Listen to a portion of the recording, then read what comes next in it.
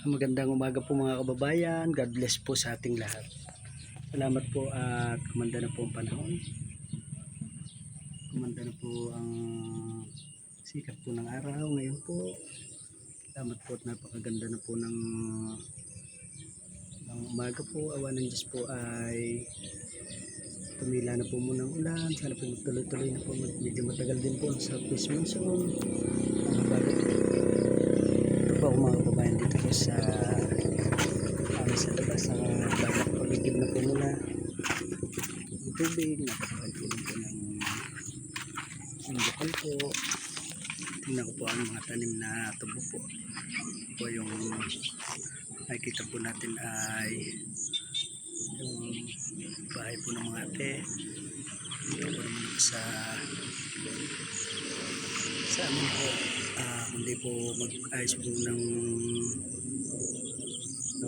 pinakabubong din po dito sa aming post po. Ganito po na aming post po sa araw-araw po kailangan po namin tubig.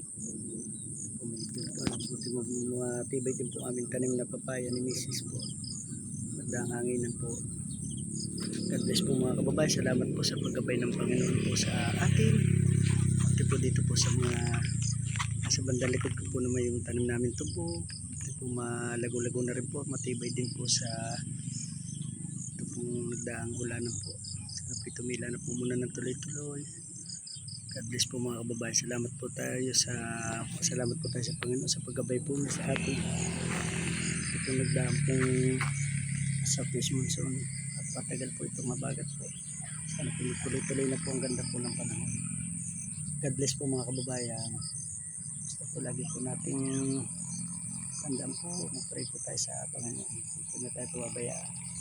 Kung may lakad po tayo, bago po tayo umalis po ng ating tahanan, ating bahay po, pray po muna. Hihingi tayo po ng gabay po sa ating Panginoon,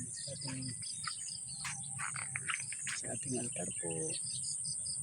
Po pagkarating po natin ang ating bahay po, magpasalamat po nakarating po tayo ng maayos.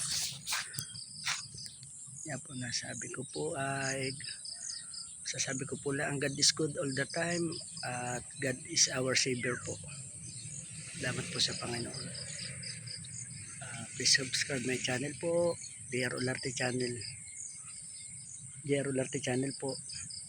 Salamat po. Tingnan ko lang po ulit itong aming tanim na papaya. Saan po magtuloy-tuloy po. Maganda po. Tuloy po pagkagulay. Saan po pag may manok o kahit wala po manok. Tinola. Tinola po napakasarap po. Yung nasa bandang likod ko po rin. Tanim po ng kanakapatid ko mga saging. Sa kuya po yung palayan po.